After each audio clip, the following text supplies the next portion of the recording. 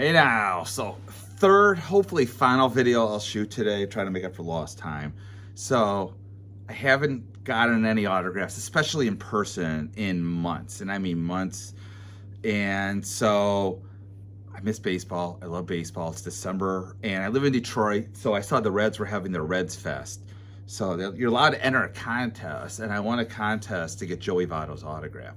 So I'm like, I gotta go to Redsfest now. So case back up. I brought my daughter. The reason why I brought my daughter is they have number one is they have an under 17 autograph line. So I was hoping they would put some good people in there, and they did okay. It's a 2-day event. Yesterday I went. We never actually made it to the kids line. The second reason is because I love collecting rookie autographs. The reason being is usually they're nicer. Usually they're cheaper. I could go to Lansing Lugnuts games. But the problem is also the Reds don't have a lot of great players on the team, let's be honest. Joey Votto, in my opinion, is probably the only one that's right now even a borderline Hall of Famer. They have a lot of prospects. So what I did is I went down there, I gathered a bunch of cards with the goal of, and a bunch of baseballs with the goal of getting prospects. So the prospect line was pretty good, I gotta say that. So without any further ado, I'm gonna run in down the line of everyone I got, show it off. A lot of these guys you probably never heard of because, again, they're Reds prospects. So first one we got there, we ran in, and this guy named Jay Allen, I just grabbed his card right here.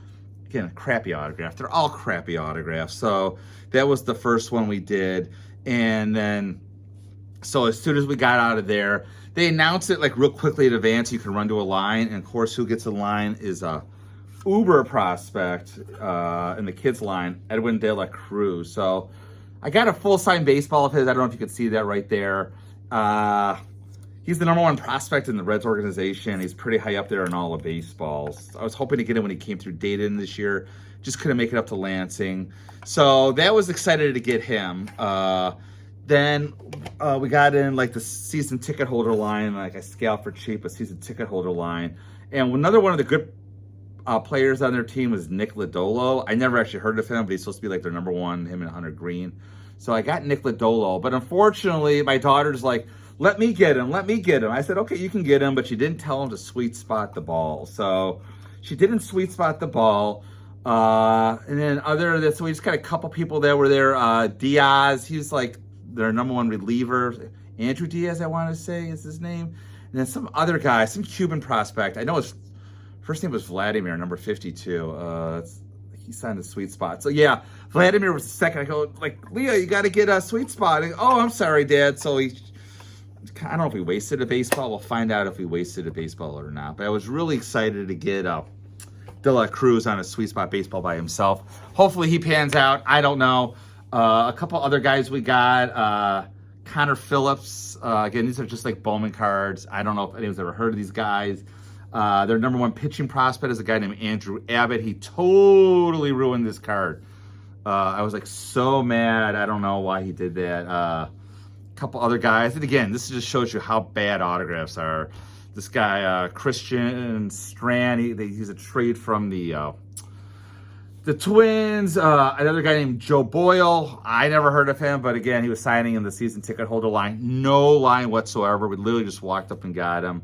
Tyler Callahan, again, another prospect for him. A couple of the bigger names, they made a big trade with the Mariners. And so their #3 overall prospect in the system is this guy named Edwin Arroyo. I heard he hates to sign. Unfortunately, I only had one card of his. So we got him to sign the card and just like a booklet, which I don't even know where it is, but it's not going to be worth anything. The second guy we got is a guy named Novelli Marte. Again, another guy.